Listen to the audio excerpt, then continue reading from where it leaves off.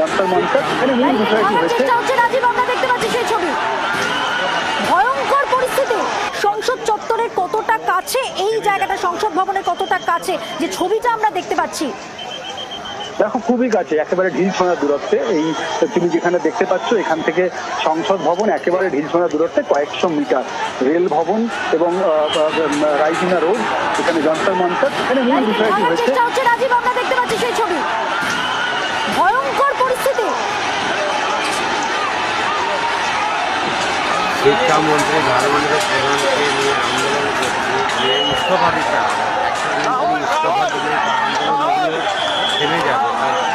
ইস্তফা দিলেই তো সমস্যা মিটে যাবে।